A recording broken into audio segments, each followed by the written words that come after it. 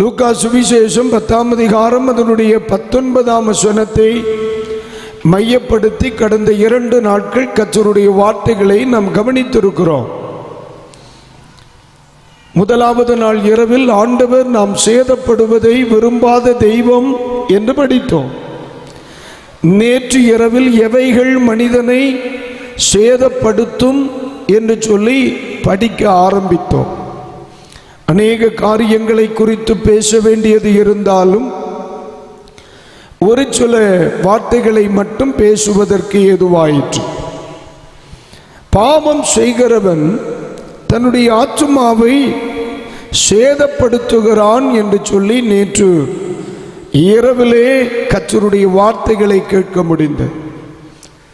ஒவ்வொரு மனிதனுக்கும் தனது வாழ்வை குறித்த ரெஸ்பான்சிபிலிட்டி இருக்கு. என்னை நான் பேணி பாதுகாத்துக் கொள்ள வேண்டிய கடமை என்னுடைய. ஆண்டவர் என்னை நம்பி ஒரு குடும்பத்தை கொடுத்திருக்கிறார்.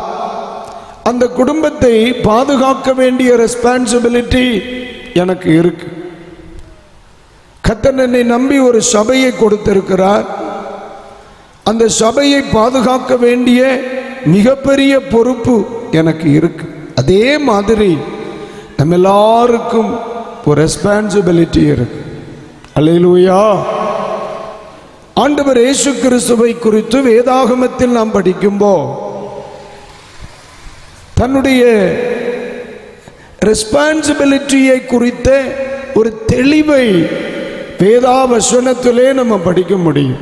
அப்படியே நம்ம கொஞ்சம் யோவான் சுவிசேஷத்துக்கு வாங்க. அதனுடைய 17ஆம் அதிகாரத்தை எடுங்க பார்க்கலாம். 17ஆம் அதிகாரம். இயேசு தன்னுடைய வாழ்க்கையில கொடுக்கப்பட்ட காரியத்தில் ரொம்ப தெளிவாய் இருந்தார். கர்த்தருக்கு ஸ்தோத்திரம். அதனுடைய 11 12 வசனங்களை ஒன்று படிங்க பார்க்கலாம். நான் இனி உலகத்தில் இரேன். இவர்கள் உலகத்தில் இருக்கிறார்கள். இயேசுவினுடைய ரெஸ்பான்சிபிலிட்டியை பாருங்க. பிதாவை பார்த்து ஜெபம் பண்ற, நான் இனி உலகத்தில் இருக்க மாட்டேன், ஆனால் அவர்களோ உலகத்தில் இருக்கிறார்கள். நான் உம்மிடத்துக்கு வருகிறேன். நான் உம்மிடத்திற்கு வருகிறேன். பரிசுத்த பிதாவே, பரிசுத்த பிதாவே, நீர் எனக்கு தந்தவர்கள், நீர் எனக்கு தந்தவர்கள் நம்மை போல ஒன்றாய் இருக்கும்படி, நம்மை போல ஒன்றாய் இருக்கும்படி நீர் அவர்களை உம்முடைய நாமத்தினாலே, நீர் அவர்களை உம்முடைய நாமத்தினாலே காத்துக்கொள்ளும். காத்துக்கொள்ளும். எவ்வளவு தெளிவா ஜெபம் பண்றார் பாருங்க. அது அவருடைய ரெஸ்பான்சிபிலிட்டி. தேவனால் கொடுக்கப்பட்ட யாவும் என்னிடத்தில் வரும், என்னிடத்தில் வருகிற ஒருவனையும் நான் புறம்பே தள்ளுவது இல்லை என்று சொன்னார். அப்போ இயேசுவினிடத்தில் வருகிற ஒவ்வொருவரும் தானாய் வருகிறவர்கள் அல்ல, அவர்கள் பிதாவினால் அனுப்பப்பட்டு வருகிறவர்கள். அதான் உண்மை. இயேசு இந்த உலகத்தின் ஓட்டத்தை முடித்த பொழுது தனக்கு ஆத்துமாக்களை கொடுத்த நல்ல தெய்வத்திற்கு ஆமென் நம்பிக்கைக்குரியவராக இருக்கிறார். அல்லேலூயா. ஆமா, இன்னைக்கு கிறிஸ்தவர்களாக இருந்தும் அநேகர் நம்பிக்கைக்குரியவர்களாக இல்லை,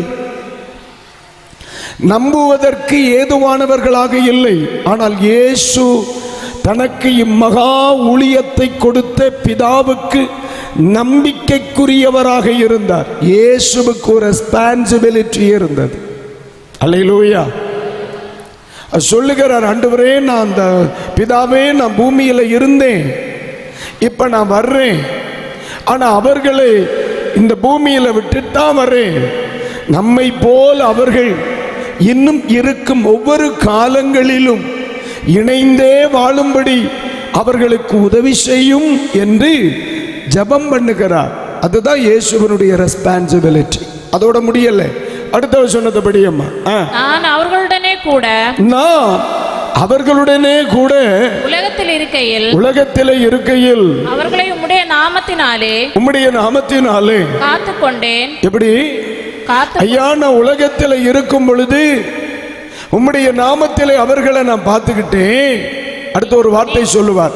நீர் எனக்கு தந்தவர்களை நீர் எனக்கு தந்தவர்களை காத்து கொண்டு வந்தேன். நான் காத்து கொண்டு வந்தேன்.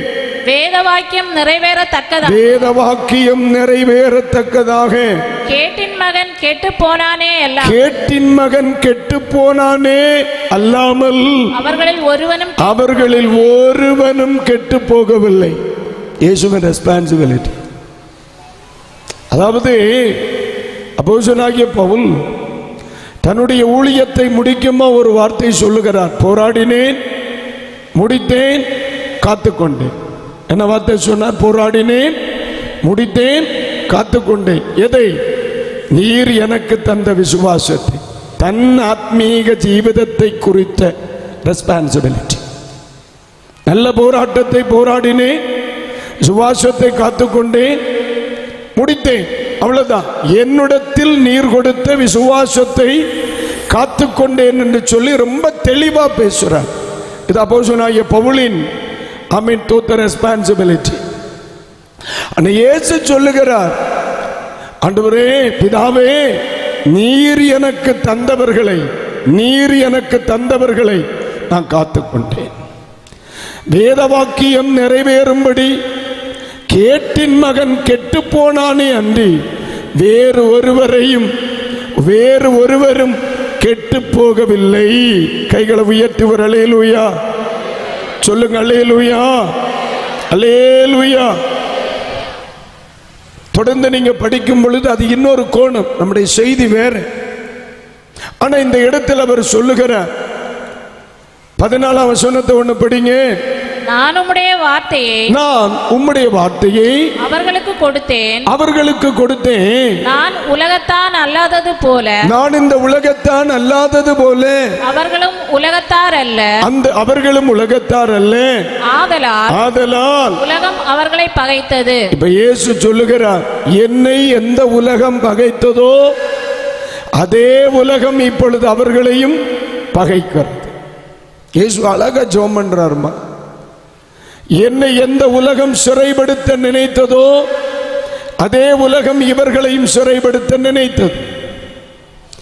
எந்த சமுதாயம் என்னை பகைத்ததோ அதே சமுதாயம் இவர்களையும் பகைத்தது. எந்த சமுதாயம் என்னை சிலுவையில் அறைய காத்திருக்கிறதோ அதே சமுதாயம் இவர்களை பட்டய கருக்கினால் அழித்து போட காத்திருக்கிறது என்பதை புரிந்து கொண்ட அருமைநாதர் இயேசு அவர் சொல்லுகிறார், ஆமென், நான் இந்த உலகத்தான் அல்லாதது போல அவர்களும் இந்த உலகத்தார் அல்லாததினால் இந்த உலகம் அவர்களை பகைத்தது. 15ஆம் வசனம் படியுமா? நீர் அவர்களை உலகத்திலிருந்து எடுத்துக்கொள்ளும்படி. ஆண்டவரே, இந்த உலகம் அவர்களை பகைக்கிறதுனால இவர்களை எல்லாரும் இன்னும் ராத்திரி கொண்டு என்று இவர்களுக்காக நான் வேண்டிக் கொள்ளாமல் நீர் அவர்களை தீமை நின்று காக்கும்படி. எந்த உலகம் இவர்களை பகைக்கிறதோ, எந்த சமுதாயம் இவர்களை பகைக்கிறதோ, எந்த தேசம் இவர்களை பகைக்கிறதோ அந்த பகைக்கிறவர்களின் கூட்டத்திற்குள்ளே இவர்களை நீர் பாதுகாத்துக் கொள்ளும்படி இவர்களுக்காக வேண்டிக் கொள்ளுகிறேன். அப்படி என்ன தெளிவு! நம்முடைய இயேசுவை போல நல்ல தெய்வத்தை பார்க்க முடியாது. அல்லேலூயா. அவன் ஜெபத்துல கூட குறை வச்சுட்டு போகல, சொல்லிட்டு போறார்ல, நான் கூட இருக்கும் பொழுதே நம்மில் யார் பெரியவன் என்று மாறி மாறி சண்டை போட்டவனுங்க இவனுங்க. நான் போன பிறகு இவனுங்களுக்கு கையிருப்பு சரியில்லாம வரும், கடவுளே பாதுகாத்துக்கிடும்னு ஜெபம் பண்ண. இவர்கள் என்னை நம்பி புறப்பட்டு இந்த தேசத்தில் வேதம் எடுத்து சத்தியத்துக்காய் புறப்பட்டார்கள். என்னை 2000 வருடமாய் சபை எத்தனை சாம்ராஜ்யங்களை சந்தித்தது, எத்தனை ராஜாக்கள் எழும்பி திருச்சபையை மூடி போடுவதற்கு எத்தனித்தார்கள். எந்த காலத்திலும் அரசாங்கம், அன்றைக்கிருந்த ஆளுமைகள் பரிசுத்த வேதாகமத்தையும் அதை எடுத்து தெய்வத்தை ஆராதிக்கிற தெய்வ பிள்ளைகளுக்கும் ஒத்தாசையாக இருந்தது இல்லை. ஆனால் 2000 வருடமாய் திருச்சபை தேசத்தில் கிருபையாய் நின்று வளருகிறது என்றால் அது நீதிமான்களின் நிலைநிற்பு அல்ல, உன்னதமானவர் வடித்த கண்ணீரின் பலன். அல்லேலூயா, அல்லேலூயா. ஒருவேளை சத்துரு நினைப்பான், இவர்களெல்லாம் அந்த அளவிற்கு ஜெபிக்கத்தக்கவர்கள் அல்ல, மேற்கொண்டு விடலாம். போதகர் பலகீனப்பட்டு விட்டார், இனி நாம் மேற்கொண்டு விடலாம். போதகருக்கு திறமை இல்லை, மேற்கொண்டு விடலாம். சபையை மேற்கொண்டு விடலாம். இவன் முன்போல் ஜெபம் இல்லை, இவன் முன்போல் ஆரோக்கியம் இல்லை, முன்போல் இவர்களுக்கு உபவாசம் இல்லை, இனி மேற்கொண்டு விடலாம் என்று பிசாசு சந்தோஷப்பட முடியாது. காரணம், என்னுடைய ஜெபம் பலகீனமானதாய் இருந்தாலும் 2000 வருடங்களுக்கு முன்பு எனக்காக ஏறெடுக்கப்பட்ட ஒரு ஜெபம் உண்டு. அது பலகீனமானது அல்ல. எத்தனை யுகங்களானாலும் அந்த ஜெபம் செயல்பட்டு கொண்டுதான் இருக்கும். அல்லேலூயா. அநேகருடைய குடும்பங்களை பாதுகாப்பதனுடைய மேன்மை இதுதான் ஐயா. என்னைக்கோ என் குடும்பம் அழிஞ்சிருக்கணும், ஆனா ஏன் நான் நிக்கிறேன்? யாரோ அவருடைய ஜெபம். அப்படியானால் இந்த இரவு நான் புரியணும், இயேசு ஜெபித்த இந்த ஜெபத்தில் எனக்கு பங்குண்டு. பிரசங்கிக்கிறேனா? எனக்கு பங்குண்டு. என்னுடைய ஜெபம் முன்போல் இல்லை எம்மல் போனாலும், எனக்காக ஜெபிக்கிறவர்களின் எண்ணிக்கை குறைந்து போனாலும், எனக்காக ஜெபிக்க வேண்டியவர்கள் எனக்காக ஜெபிக்க மறந்து போனாலும், என் அப்பனுடைய பெருமூச்சு என்னை வாழ வைக்கத்தான் செய்யும். காரணம், என் ஆண்டவருடைய ஜெபம் ஆமென் நீதி உள்ளது, நியாயம் உள்ளது, பரிசுத்தம் உள்ளது, சத்தியம் உள்ளது, பலகீனம் இல்லாதது. ஆமென். அப்படியானால் நிச்சயம் சொல்லுகிறேன், இவை ஒன்றும் என்னை, இவை ஒன்றும் நம்மை, இவை ஒன்றும் நம் சபையை சேதப்படுத்துவது இல்லை. சுவாசிக்கிறவர்கள் மட்டும் ஜோர் அவர் கைத்தட்டு கொடுத்துருங்க. அல்லேலூயா. ஆனா கொஞ்சம் ஒரு பர்பு தான், கொஞ்சம். அல்லேலூயா. ஆமென். இவை ஒன்றும் என்னை சேதப்படுத்துவது இல்லை. ஏன் சில சொல்லுவாங்க, எங்க பாஸ்டருக்கு வயசாயிருச்சு, முன்னால மாதிரி உபவாசம் பண்ண முடியாது, இனி என்ன ஆகுமோ என்னவோ, இனி என்ன ஆகுமோ என்னவோ, இதுல மானிட்டர்ல என்ன ஆகுமோ என்னவோ, ஒன்னும் ஆகாது. அல்லேலூயா. ஒன்னும் ஆக, பக்கத்துல பார்த்துச்சு, ஒன்னும் ஆக. அல்லேலூயா. அம்மா, பலன் உள்ளவர்களுக்காகிலும் பலனற்றவர்களுக்காகிலும் உதவி செய்வது என்பது லேசான காரியம். ஆமென். எந்த மனிதனையும் கிறிஸ்து இயேசுவுக்குள் தேறினவனாய் நிறுத்துகிறவர் அவர். ஒன்றும் வராது. எங்களுடைய ஜெபங்கள் பலகீனமாய் இருந்தாலும் எங்களை அழைத்தவரின் ஜெபம் பலகீனமானது அல்ல. கர்த்தர் எங்களை கைவிடவே மாட்டார். சுவாசிக்கிறவர்கள் மட்டும் ஒரு அல்லேலூயா. ஆமென். எல்லாருக்கும் ரெஸ்பான்சிபிலிட்டி இருக்கு. வேதாகமத்தில் இன்னும் நாம் மிக தெளிவாய் படிக்க வேண்டியது. உங்களுக்கு போர் அடிக்குதா? அடிச்சா சொல்லணும், என்ன திருப்பி அடிக்க. பாவம் மனிதனை சேதப்படுத்தும் என்று கடந்த இரவில் படித்தோம். ஒரு வேத வசனத்தை எடுங்க. நீதிமொழிகளின் புஸ்தகம் 8ஆம் அதிகாரம் 36வது வசனத்தை தயவாக படிக்க கேட்கிறேன். எனக்கு விரோதமாக பாவம் செய்கிறவனோ, எனக்கு விரோதமான பாவம் செய்கிறவனோ தன் ஆத்துமாவை சேதப்படுத்துகிறான். தன் ஆத்துமாவை சேதப்படுத்துகிறான். பாவம் மனிதனை சேதப்படுத்தும். பாவம் மனிதனை சேதப்படுத்தும். அதே நேரத்தில் பரிசுத்தம் என்ன செய்யும்? பரிசுத்தம் ஒரு மனிதனுடைய வாழ்க்கையில் என்ன செய்யும்? ஏன் சபையில் அதை குறித்து பேசுகிறார்கள்? ஒரு மனிதனுடைய வாழ்வில் பரிசுத்தத்தை குறித்து பேசுவதற்கான காரணம், எல்லாரும் எடுங்க, அப்போஸ்தல நடபடிகளின் புத்தகத்திலே ஆமீன், அப்போஸ்தலர் 26ஆம் அதிகாரம் 18வது வசனத்தை ஒன்று படிங்க. அவர்கள் என்னை பற்றும் விசுவாசத்தினாலே, இந்த வார்த்தையை கவனிக்கணும், என்னை பற்றும் விசுவாசத்தினாலே பாவ மன்னிப்பையும் பரிசுத்தமாக்கப்பட்டவர்களுக்கு உரிய சுதந்திரத்தை பெற்றுக் கொள்ளும்படி. அப்ப பாவம் சேதப்படுத்தும், பரிசுத்தம் சுதந்திரிக்க பண்ணும். அல்லேலூயா. பரிசுத்தவான்களுக்குரிய சுதந்திரத்தை, அப்ப பரிசுத்தம் என்ன செய்யும்? சுதந்திரிக்க பண்ணும். மறுபடியும் இந்த வார்த்தையை சொல்றேன் சகோதரி, நம்ம வீட்டுக்குள்ள பாவம் இருந்தா நம்ம குடும்பத்தை அது சேதப்படுத்தும். அதே வீட்டுக்குள்ள பரிசுத்தம் இருந்தால் அந்த பரிசுத்தம் அந்த குடும்பத்தை சுதந்திரிக்க பண்ணும். மறுபடியும் சொல்றீங்க, எனக்குள்ளே பாவம் இருந்தால் அது என்னை சேதப்படுத்தும். அதே எனக்குள்ளே பரிசுத்தம் இருந்தால் அது என்னை அநேக நன்மைகளை சுதந்திரிக்க பண்ணும். இந்த தேசத்தில் பாவம் இருந்தால் அது இந்த தேசத்தை சேதப்படுத்தும்.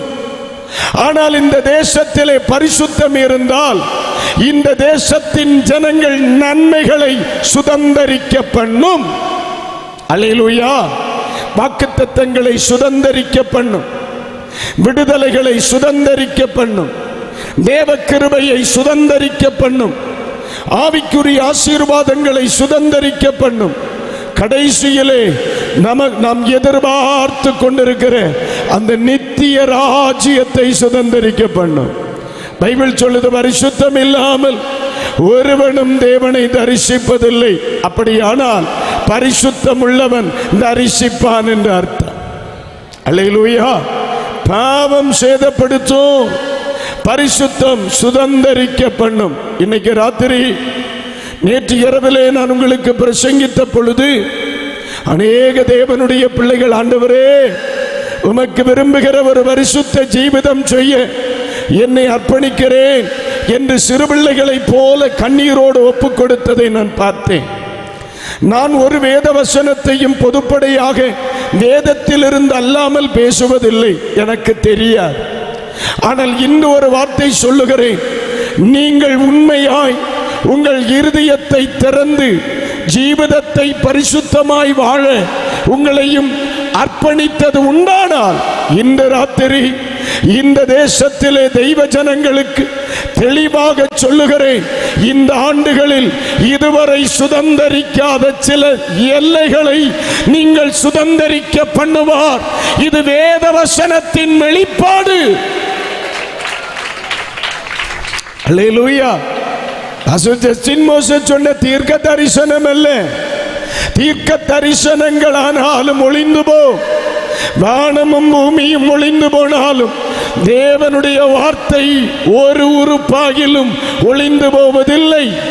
அந்த வசனம் சொல்லுகிறது, திற்பரப்பு தேசமே, பரிசுத்தம் இருக்கிற பரிசுத்தமாய் வாழும் விருப்பம் இருக்கிற வீட்டுக்குள்ளே இனி சில சுதந்திரங்கள் வெளிப்படும். ஆண்டவர் சொன்னார், நீதிமானுக்கும் துன்மார்க்கனுக்கும் உள்ள வித்தியாசத்தை இந்த ஆண்டுகளில் காண்பீர்கள். உங்க இடத்துல நான் இருந்தா ஆண்டவருக்கு கைத்தட்டி ஒரு நன்றி சொல்லி இருப்பேன். அல்லேலூயா. ஆண்டவர் சொன்னா, நான் துன்மார்க்கனுக்கும் நீதிமானுக்கும், ஆண்டவருக்கு ஊழியம் செய்கிறவனுக்கும் செய்யாதவனுக்கும் உள்ள வித்தியாசத்தை நான் தேசத்திலே காண்பிப்பேன். பாவம் மனிதனை சேதப்படுத்தும், ஆனால் பரிசுத்தமோ சுதந்திரிக்க பண்ணும். இன்றைக்கு ராத்திரி நீங்கள் இந்த வேத வசனத்தை ஆமென் நீங்கள் ஒன்று கூட அறிக்கையிட விரும்பினால் அந்த வசனத்தை தொடர்ந்து படிக்கலாம். அவை பரிசுத்தமாக்கப்பட்டவர்களுக்குரிய, நாம் அப்போஸ்தலர் 26:18 நிற்கிறேன். ஆமென். பரிசுத்தமாக்கப்பட்டவர்களுக்குரிய சுதந்திரத்தையும் பெற்றுக்கொள்ளும்படியாக அவர்கள் இருளை விட்டு ஒளியினிடத்திற்கும் சாத்தானுடைய அதிகாரத்தை விட்டு தேவனிடத்திற்கும் திருப்பும்படிக்கு நீ அவர்களுடைய கண்களை திறக்கும் பொருட்டு இப்பொழுது உன்னை அவர்களிடத்திலே அனுப்புகிறேன் என்றார். கைகளை உயர்த்தி அல்லேலூயா. இந்த அருமையான தேவ மனுஷனை இந்த தேசத்தில் ரட்சித்து அபிஷேகம் பண்ணி இத்தனை வருஷங்கள் சத்தியத்தை பிரசங்கிக்க பண்ணினதற்கான காரணம், தன்னுடைய வார்த்தைகளை கேட்கிற எல்லா தெய்வ மக்களும் பரிசுத்தவான்களுக்குரிய சுதந்திரத்தை அனுபவிக்கலாம். அல்லேலூயா. சில சொல்லுவாங்க அது பரலோகம் தானே. ஆண்டவர் பரலோகத்தில் மட்டுமல்ல, ஆண்டவர் சொன்னார், என் நாமத்தின் நிமித்தம் ஒருவன் ஏதாகிலும் ஒன்றை இழந்திருந்தால் இந்த பூமியிலே துன்பத்தோடு கூட 100 இறுதியாய் நித்திய ஜீவனையும் தருவேன் என்றார். அப்ப ஆண்டவருடைய சில சுதந்திரங்கள் நித்தியத்தில் மட்டும் இல்லை, நீ இருக்கிற தேசத்திலையும் கர்த்தர் உனக்காய் செய்வார். பிரதர், விசுவாசிக்கிறீங்களா? நீ வெட்கப்பட்டீங்க இல்லையா, அந்த இடத்துல சுதந்திரம் வெளிப்படும். நீ அவமானம் அனுபவிச்சீங்க இல்லையா, அந்த இடத்துல மாற்றம் வெளிப்படும். இன்னைக்கு வசனம் சொல்றேம்மா, நீ ஆண்டவருக்காக வாழ தன்னை அர்ப்பணித்தவள் தானே. எந்த இடத்துல சாகணும்னு நீ ஆசைப்பட்டியோ அந்த இடத்திலேயே வாழ வைக்கிறவர் நான் பிரசங்கிக்கிற ஆண்டவரே கிறிஸ்து. சுதந்திரிக்க பண்ணுகிற தெய்வம். ஒரு அல்லேலூயா. அதனாலதான் சபை பரிசுத்தத்துக்குள்ள இன்னும் இன்றைக்கு ராத்திரியிலே பாவம் சேதப்படுத்தும், பரிசுத்தம் சுதந்திரிக்க பண்ணும். ஒரு அல்லேலூயா. அல்லேலூயா. எப்படி சொல்லுகிறீர்கள்? பிள்ளைகளானால் சுதந்திரருமாமே. அப்பா பிதாவே என்று கூப்பிடுகிற புத்திர சுவிகாரத்தின் ஆவியை தந்தவர் சொல்லுகிறார், பிள்ளையானால் சுதந்திரனாமே. இன்றைக்கு ராத்திரியிலே அநேக பிள்ளைகளுடைய ஆவிக்குரிய சில காரியங்களிலும் பௌதீகமான சில காரியங்களிலும் இந்த வருஷத்தில் சில நன்மைகளை சுதந்திரிக்க பண்ணுவேன். இன்றைக்கு ராத்திரி அது தெளிவாய் துவங்கும். இன்று முதல் உன்னை நான் ஆசீர்வதிப்பேன் என்று சேனைகளின் கர்த்தர் சொல்லுகிறார். கைகளை உயர்த்தி அல்லேலூயா, அல்லேலூயா. அது எதனால்? பரிசுத்தமாய் ஜீவிக்கும்படி ஜீவிதத்தை அர்ப்பணித்ததினா, பரிசுத்தமாய் வாழும்படி தன்னுடைய ஜீவிதத்தை அர்ப்பணித்ததுனா, இது பரிசுத்தவானுடைய சுதந்திரம். மாறாக பெந்தைக்கோஸ்தேக்காரனுடைய சுதந்திரம் அல்ல, இது கிறிஸ்தவனுடைய சுதந்திரம் அல்ல. இது அவன் சபை பாகுபாடுகளோடு இந்த குறிப்பிட்ட சபைக்குரியதல்ல, இது பரிசுத்தவானுக்குரியது. இந்த வார்த்தைகளை கேட்கிறவர் எத்தனை பேர் பரிசுத்தமாய் வாழும்படி தன்னை அர்ப்பணித்தானோ அவனுடைய குடும்பத்துக்குரிய சுதந்திரம். அல்லேலூயா, அல்லேலூயா. தலை நிமிர பண்ணுகிறவர், தலை நிமிர பண்ணுகிறவர். அல்லேலூயா. கேடகம் நீரே. அது கொஞ்சம் கூடி போச்சு நோட்டு. நான் டெஸ்கில் தான் யாரும். ஆமா, 25 ஆச்சு. ஒன்னு எழும்பிட்டு இருப்போமா? பிரசங்கம் ஒண்ணு முடியாது, சமயாம நான் விடுவேன். உங்களுக்கு எடுத்து வச்ச பிரசங்கத்தில் 10% தான் ஆச்சு. இன்னி 90% இருக்கு. மே மாசம் முடியாது வரை கன்வென்ஷன் நடத்தினா தீரும். என்ன செய்யறது? நாளைக்கு எனக்கு 4 மாவடிக்கும். அதனால நாளைக்கு இங்க வர முடியாது. அதனால நமக்கு நியூரிக்க வரலாம். தங்கச்சி எலும்பு.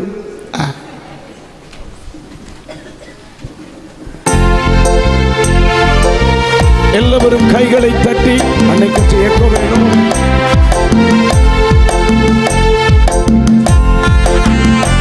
அந்த பாட்டுக்கு தொடங்க. தகப்பனே தந்தையே தலை நிமிர செய்கிற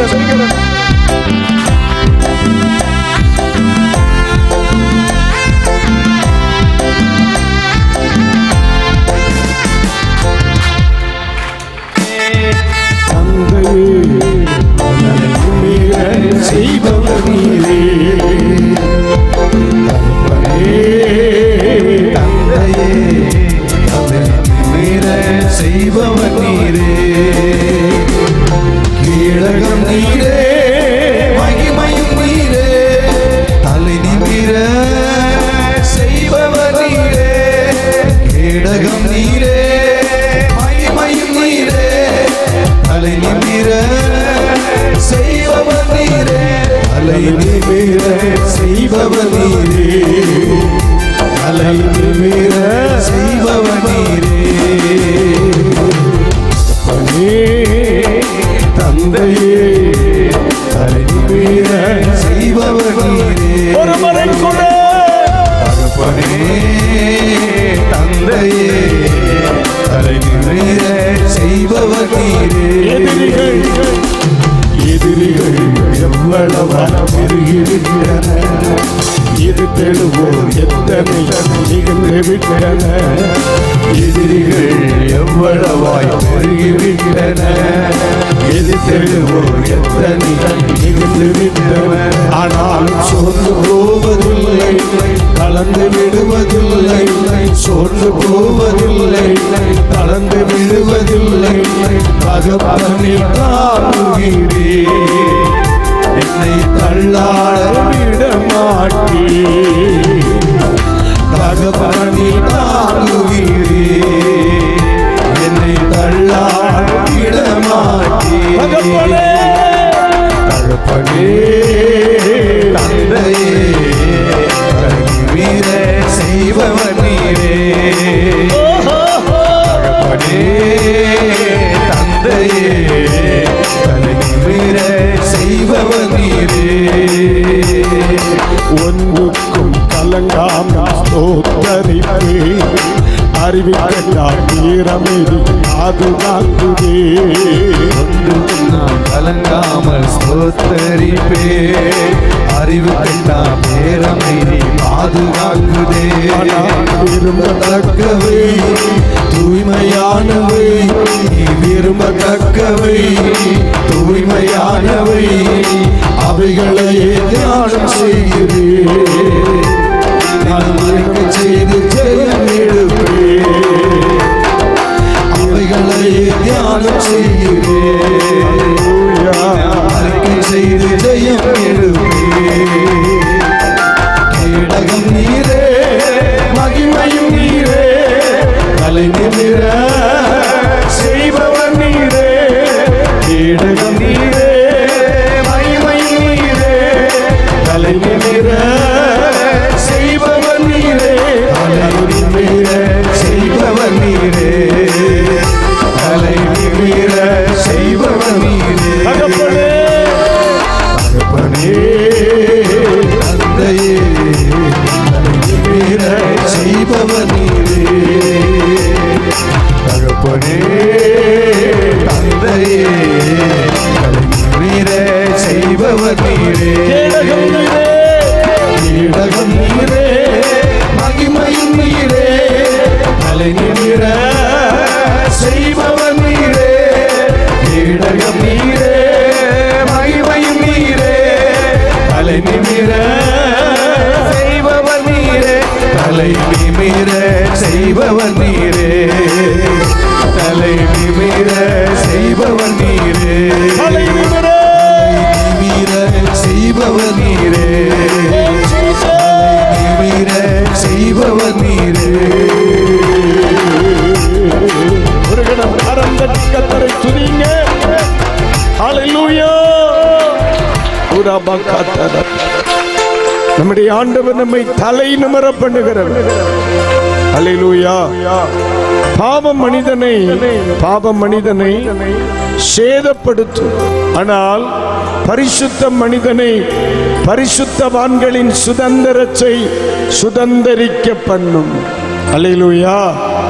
அதனாலதான் பரிசுத்த வேதாகமம் நம்ம இன்னும் பரிசுத்தமாய் வாழ ஆமென் உற்சாகப்படுத்தும் இல்லைங்களா? ஆமென். தேங்க்யூ. உட்காருங்க.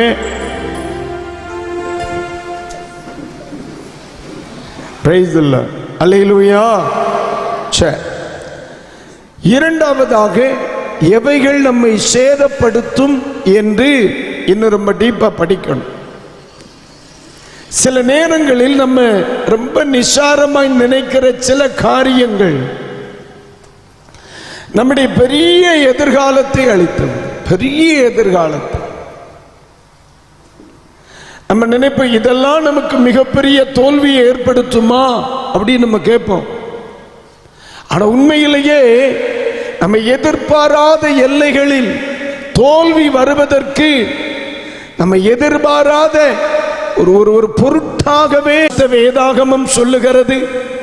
அவருக்கு ஒத்த ஞானம் உள்ளவன் அவருக்கு முன்னும் இல்லை அவருக்கு பின்னும் இல்லை. அவ்வளவு ஞானமுள்ள மனுஷன் சொல்லுகிறார், பொறாமையோ கொடுமையான வியாதியில் கொடுமையான எலும்புரிக்கு. நம்முடைய உடலில் ஸ்ட்ரெங்தான ஒரு இடம் நம்முடைய எலும்பு, அது உருக்கி போடும். ஒரு மனுஷனுடைய எலும்புகள் பலகீனப்பட்டால் அவனால் இனி நிற்க முடியாது. அதுதான் அதனுடைய அர்த்தம். நான் இந்த அளவிற்கு தலை நிமிர்ந்து நின்று உங்களோடு பேசுகிறேன் என்றால் என்னுடைய எலும்புகள் பேருதவியா இருக்கும். ஆனால் இந்த திடகாட்டமான எலும்பை ஏதேனும் ஒரு வியாதி பலகீனப்படுத்தி போட்டால் எவ்வளவு பெரிய போதகராய் இருந்தாலும் அவரால் திறன்பட எழும்பி நிற்க முடியாது.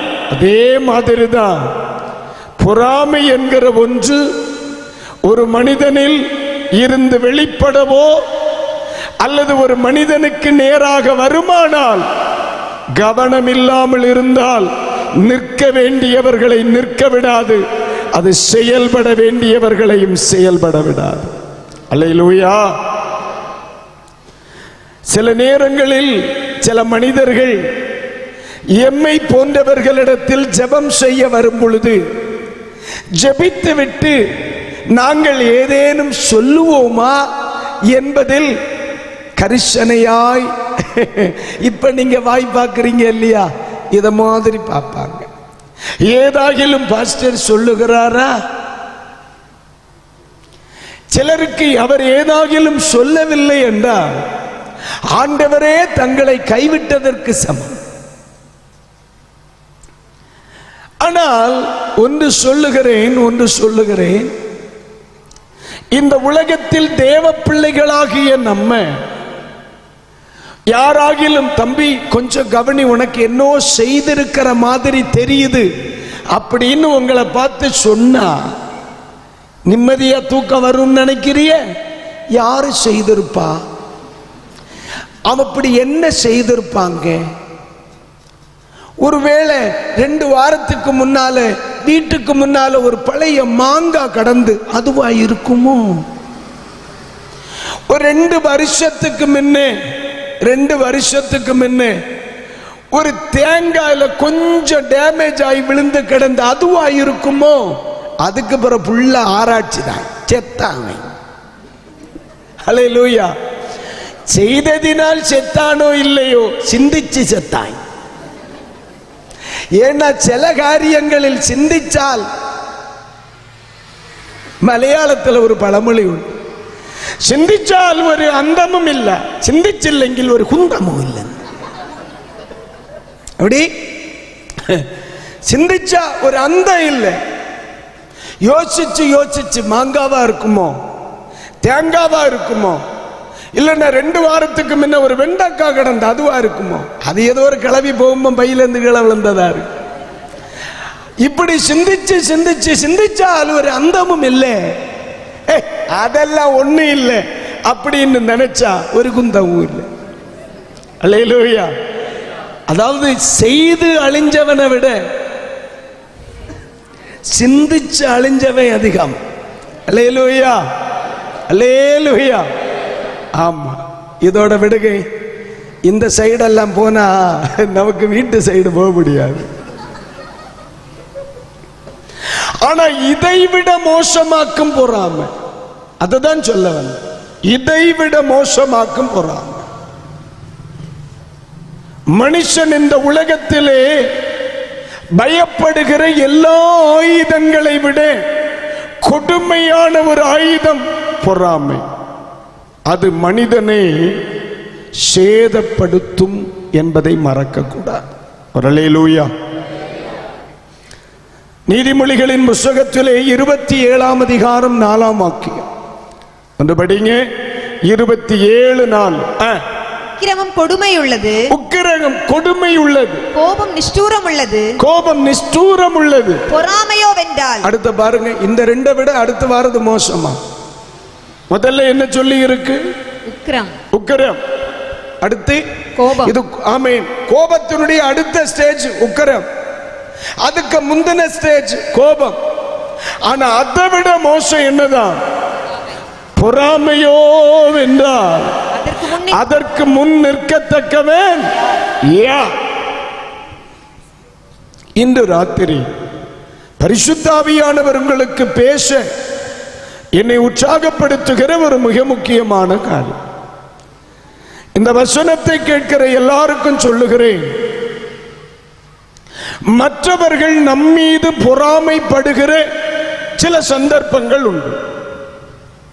இரண்டும் ஆபத்து. மற்றவர்களால் நம்மை பார்த்து வருகிற பொறாமையும் ஆபத்து, அது வருத்தம் கொண்டு வரும். நம்மிடத்தில் இருந்து வெளிப்படுகிற பொறாமையும் ஆபத்து, உன் குடும்பத்தை சுடுகாடாக்கிவிடும். அல்லேலூயா. அதற்கு காரணம் பொறாமைக்குட்பட்டவனுக்கு வருத்தம், பொறாமைப்பட்டவனுக்கு அழிவு. அழிவு. பரிசுத்த வேதாகமத்தில் இருந்து சில உதாரணங்கள். 1 சாமுவேல் 18ஆம் அதிகாரம் 7வது வசனம் முதல் 9ஆம் வசனம் வரை. அந்த ஸ்திரீகள் ஆடி பாடுகையில். வா வா வா, எல்லாரும் எடுத்தாச்சா? ஏன் ஒரு மாதிரி பாக்குதியா? சோமா இருக்குதுங்களா? இன்னைக்குதான் நான் சரியா பிட்டான். ஆமா, வீட்டுக்கு போகணும் இல்லையா? 1 சாமுவேல் 18ஆம் அதிகாரம் 7, 8, 9 வசனம். இனி படிங்க சகோதரி. அந்த ஸ்திரீகள் ஆடி பாடுகையில். அந்த ஸ்திரீகள் ஆடி பாடுகையில். சவுல் கொண்டது 1000, சவுல் கொண்டது 1000, தாவீது கொண்டது 10000 என்று முறைமுறையாக பாடினார்கள். முறைமுறையாக பாடினார்கள். மச்சான், நான் தப்பா நினைக்க மாட்டேன். ஒரு காரியம் சொல்லட்டா, இங்க பூரிபட்சம் பெண்களாக்கும் கன்வென்ஷன்ல ரோட்டாங்கரானால சொல்லல இல்ல போகலாமே. நிறைய பிரச்சனைகளுக்கு பின்னாடி பொம்பளைகள் தான் இருந்திருக்கு. நீங்க தப்பா நினைக்கப்படாது. உங்க விசுவாசிய நான் என்ன சொன்னேன்? ஏதேன் தோட்டத்தில் பிரச்சனைக்கு காரணம் யாரு? நீங்க தப்புன்னா உடனே சொல்லணும். ஏதேன் தோட்டத்தில் பிரச்சனை காரணம் யாரு? தாவீதனுடைய ஜீவிதத்தில் பிரச்சனைக்கு காரணம் யாரு? அவன் எறிஞ்சான் விழுந்தான். நீ பேசாம கையும் தட்டிட்டு வீட்டுக்கு போயிருக்கலாமா? நீ என்ன பாடுனே இவனுக்கு கொடுத்த 10,000 போல அவனுக்கு ஒரு 10,000 சேர்த்து கொடுத்திருந்தா கொலைவாதம் இல்லாத போயிருக்குமா? ஓ, முறையாய் அவனுக்கு கடுப்பாகிறது வரைக்கும் பாடி இருக்கு. எப்படி சவுல் கொண்டது, தாவீது கொண்டது 10,000 ஒரு தடவை பாடி இருந்தா பரவாயில்ல. சில ஆளுகள் எப்படிதான் 1925 இருந்தே நான் பார்த்துட்டு தான் இருக்கேன். ஒரு காலம் விட மாட்டேன், முறையா பாடுவேன். காலத்தை ஒரிக்கா சொல்லியாச்சு, மத்தியானம் ஒரிக்கா சொல்லியாச்சு, சாயங்காலம் ஒரிக்கா சொல்லியாச்சு, ராத்திரி உறக்க பாயில கிடந்து கொஞ்ச நாளா நான் பார்த்துட்டு தான் இருக்கேன். முறையா சொல்லுவேன். இப்படி சொன்ன எல்லா இடத்துலையும் கொலைவாதம் தான் சகோதரி. என்னவோ நீ பார்த்துக்க. அண்ணனுக்கு ஆலோசனை. அல்லேலூயா சொல்லுங்க. ஆமே. ஆம். ரொம்ப நாளைக்கு பிறகு இந்த பாட்டு டீம்ல இருந்த 2-3 பெண்கள் சேர்ந்து தண்ணிக்கு போனாங்களாம். அப்ப எல்லாம் குடத்துல தண்ணி எடுக்க போகணுமே. இப்ப தானே நமக்கு போர் போட்டு வீட்டுல புஷ்ஷுன்னு தண்ணி வந்தது. போகிற நேரத்தில் 2 சகோதரிகள் பாடுச்ச பேசின காரியம் காத்துல விழுந்ததாக்கும் சொல்லுங்க. நம்ம அண்ணன் பாடண்டாமா இருந்து ஏன் நம்ம அண்ணன் பாட போய் பாருங்க, அந்த பாவத்துக்கு வீட்டுல உறங்க வழி இல்லாதாச்சு. ஆமா, நம்ம அண்ணு கீபோர்டு, நீ அண்ணு வரண்டாமா இருந்து இவன் ஒருத்தர் அமுக்க போய் அவ பாடுனா, நம்ம 2 பேரும் பாட போய் அவனுக்கு ஆகாரமும் இல்லை, வீட்டில் உறக்கவும் இல்லை. அண்ணன் அந்த பாட்டு ஆராதனை மட்டும் நடக்காம இருந்திருந்தா அவன் ஜீவிச்சு போவான். அல்லேலூயா. காரணம், இந்த பாட்டாக்கு ஒருவனுக்குள்ளே பொறாமையை ஏற்படுத்துச்சு இல்லையா? இப்ப கொஞ்சம் மாறு, நீங்க சிந்திக்கணும். அந்த வசனத்தை தொடர்ந்து படிங்க சகோதரி. அந்த வார்த்தை சவுலுக்கு விசனமாயிருந்தது. விசனமாயிருந்தது. அவன் மிகுந்த எரிச்சல் அடைந்து, முதல்ல விசனம், இரண்டாவது டிரான்ஸ்ஃபர் ஆகுது. அடுத்து தாவீதுக்கு 10,000 எனக்கோ 1000 கொடுத்தார்கள். பாத்தீங்களா, இவ்வளவு குறைச்சு போட்டுனுமே, இவ்வளவு குறைச்சு கொஞ்சம் கூட கொடுத்திருக்கா இல்லையா? இல்லையா? தொடர்ந்தபடியம்மா, இன்னும் ராஜாங்கம் மாத்திரம் அவனுக்கு குறைவா இருக்கிறது என்று சொல்லி அந்நாள் முதற்கொண்டு சவுல் தாவீதை காய்மகாரமாய் பார்த்தான். முடிஞ்ச பைபிள் அழகா சொல்லுது, பொறாமை சவுலுக்குள் எழும்பிற்று. அவ்வளவுதான், பொறாமை சவுலுக்குள் எழும்பிற்று. Simple word. இவனுக்கு 1000, ஏதோ யாரோ பேசின கூட்டத்தில் இவனுக்கு சொன்னாங்க, இவனுக்கு அவன் செய்தது 10, அவன் செய்தது 100, இவன் செய்து 1, அவன் செய்தது 10. என்ன மிகைப்படுத்தி பேசினார்கள், அது அவனால தாங்க முடியும். அன்னையிலிருந்து தாவீதை கொல்ல வேண்டும் என்று சவுல் எத்தனித்தான். பொறாமை செய்கிற வேலையை பாரு. இங்க ஒன்று புரியணும், யாருக்கு வேண்டி தாவீது யுத்த களத்திற்கு இறங்கினார்? உனக்கு வேண்டிதானடா. 40 நாட்கள் உன்னால செய்ய முடியாததை உனக்கு வேண்டி அல்லவா அவன் செய்தான்.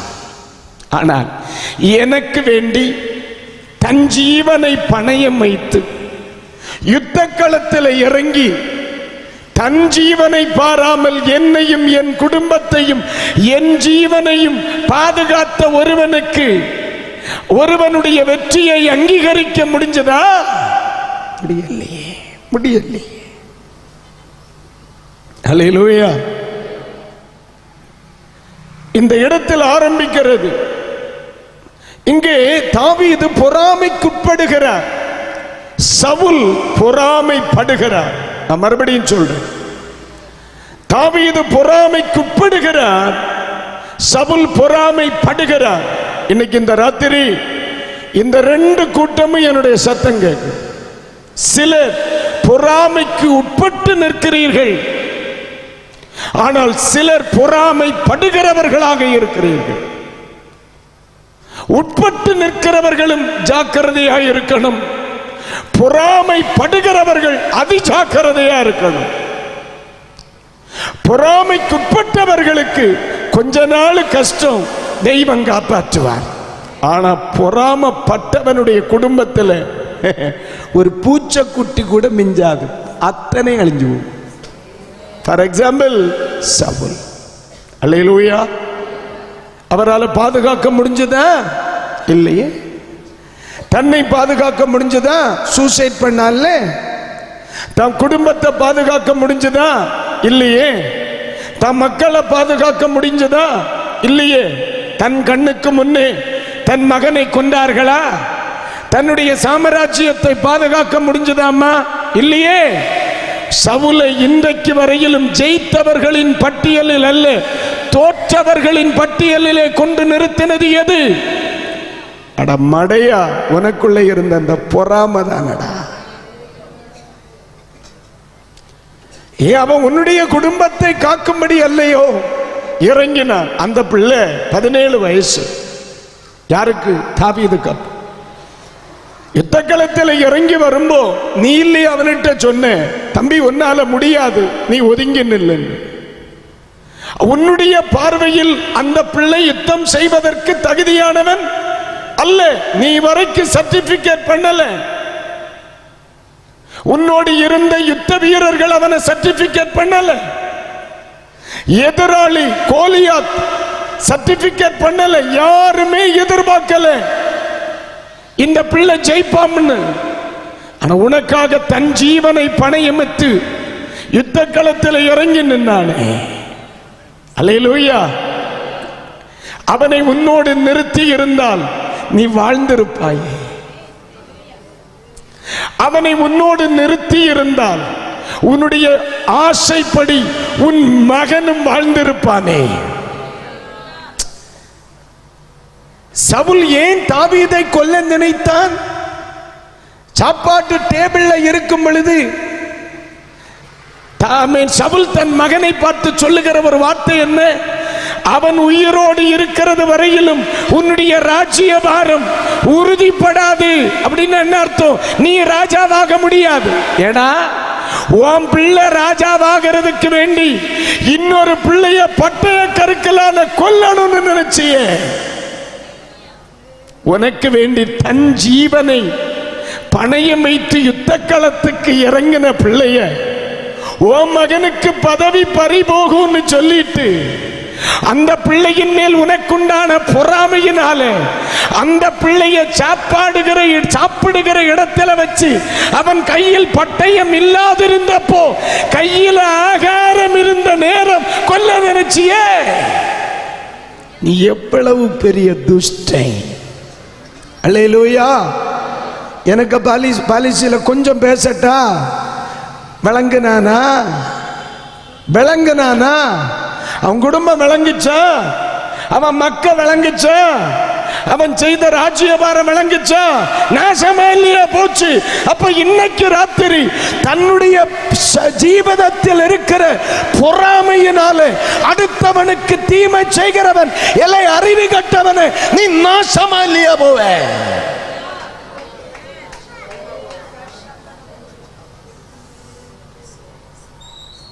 நீ உனக்கு மக்களுக்கு வேண்டி இல்லையோ அடுத்தவனுடைய வாசலை அடைத்து போடுகிறாய். என் மக்க இருந்தா தானடா அவன் ராஜாவாக்குவ. உன் கண்ணுக்கு முன்ன உன் மகனை கொன்னானுகளை உன்னால காப்பாற்ற முடிஞ்சா? இல்லையே. தாவீதை கொல்லுவதற்கு உனக்கு திடம் இருந்தது. ஆனா பெத்த மகனை பாதுகாக்க உன்னை கொண்டு கழிஞ்சுதா? இல்லையே. பொறாம. இன்னொரு சகோதரி அங்கீகரிக்கப்பட்டா ஏற்றுக்கொள்ள முடியல. இப்ப கிறிஸ்தாசன் பாட்டு பாடினார், நல்லா பாடினார், எல்லாரும் சொல்றாங்க சூப்பரா பாடினார். அல்லேலூயா. அது அங்கீகரிக்க தெரியணும் எனக்கு. என் குடும்பத்தில் சகோதரன் ஒருவன் ஆசீர்வதிக்கப்படுகிறானா?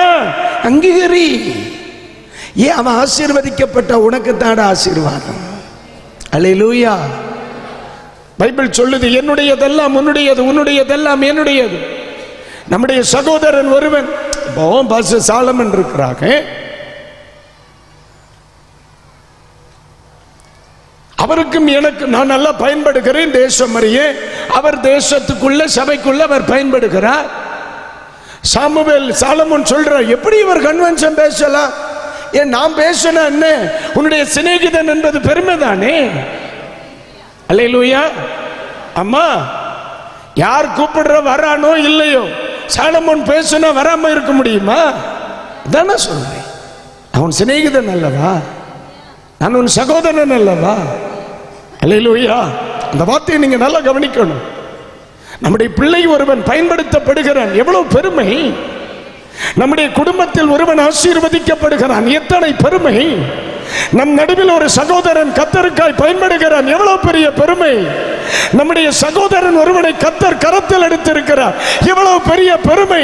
அவனோடு கூட நின்றால் நீ வாழ்ந்திருக்கலாமே. 40 வருஷங்கள் தெய்வம் உனக்கு வைத்திருந்தார். அந்த 40 வருஷத்தையும் பாழாக்கி விட்டாய். பயனற்ற அரசனாக இருந்து அந்த பிள்ளையை மட்டும் கரம் பிடித்து தோள் கொடுத்திருந்தால் அவன் எந்த இடத்திலும் உன்னை தலைகுனிய விட்டிருக்க மாட்டானே. இல்லையம்மா? அல்லேலூயா. நீ யார் என்று தெரியாத காலத்திலேயே உனக்கு வேண்டி பட்டயம் எடுத்தவன் அவன். இப்ப உனக்கு பெண்ணை வேற நீ கொடுத்தாச்சு. இப்ப உனக்கு மருமகன். உங்களை அல்ல சொன்னது, சவுலையும் தாவீதையும் ஆக்கும். சகோதரர் முழிக்கார், இல்ல எனக்கு குட்டி கல்யாணம் இல்லை. இப்ப உன்னுடைய மருமகன். நீ உன்னை முன் தெரியாமல் இருந்த பொழுதே உனக்கு வேண்டி உன் குடும்பத்திற்கு வேண்டி இறங்கினவன். உன் குடும்பத்திலே இரத்தபந்தமானான். உனக்காக அவன் என்ன செய்ய மாட்டாய்? அபிஷேகம் பெற்றவன் அவன். ஆனா அவனை அங்கீகரிக்க முடியாம போச்சுல்லம்மா. சரி, நீ அவனை பொறாமையினால் அவனை இவ்வளவு விரட்டினியே, அவனை ஜெயிக்க முடிஞ்சுதா? பொறாம ஜெயிக்காத சகோதரி. ஆனா கொஞ்சம் கஷ்டப்படுத்த. ஹலோ, பொறாமை கொஞ்சம் கஷ்டப்படுத்தும். ஆனா அது ஆசீர்வாதமா தான் இருக்கும். தாவீது சொல்லுகிறார், நான் உபத்திரவப்பட்டது ஆகையால் உம்முடைய பிரமாணங்களை நான் கற்றுக்கொண்டேன். நான் உபத்திரவப்பட்டதினால் என் கைகளை ஆண்டவர் போருக்கு பழக்குவித்தார். பொறாமையினால் வருத்தம் அனுபவிக்கிற சில பிள்ளைகளை பார்த்து சொல்லுகிறேன், நீ சந்திக்கிற ஒவ்வொரு யுத்த களமும் உன்னை உருவாக்கி கொண்டிருக்கிறது. ஆமென். நீ தோற்று போவது இல்லை. எந்த காலத்திலையும் பொறாம ஜெயித்ததா சரித்திரமே இருக்காது. ஆனா கொஞ்சம் கஷ்டம். பிடிச்சு நின்னா அவன் சம்பாதிச்சதெல்லாம் உனக்கு வந்து சேரும். ஆமாவா? அதுதான் நடந்துச்சு. சவுல் சம்பாதித்தது யாருடையதாச்சு?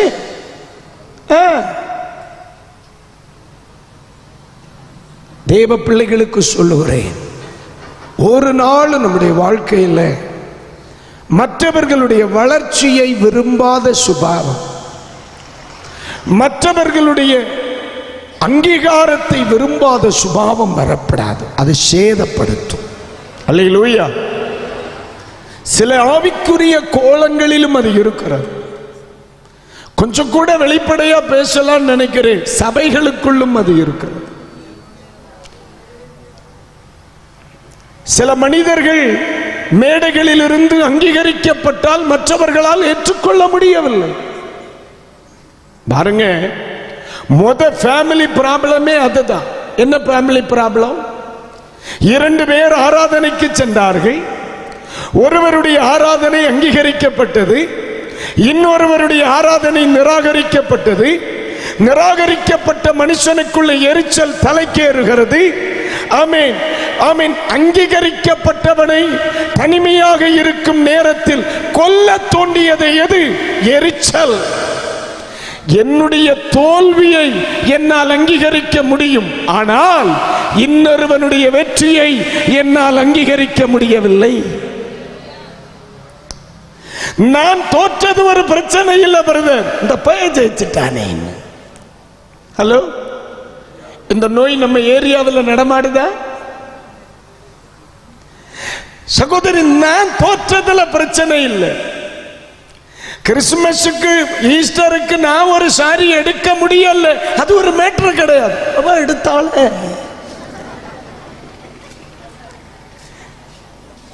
நான் எடுத்தது பிரச்சனை, எடுக்காதது அல்ல பிரச்சனை.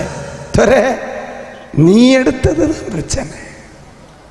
அல்லேலூயா.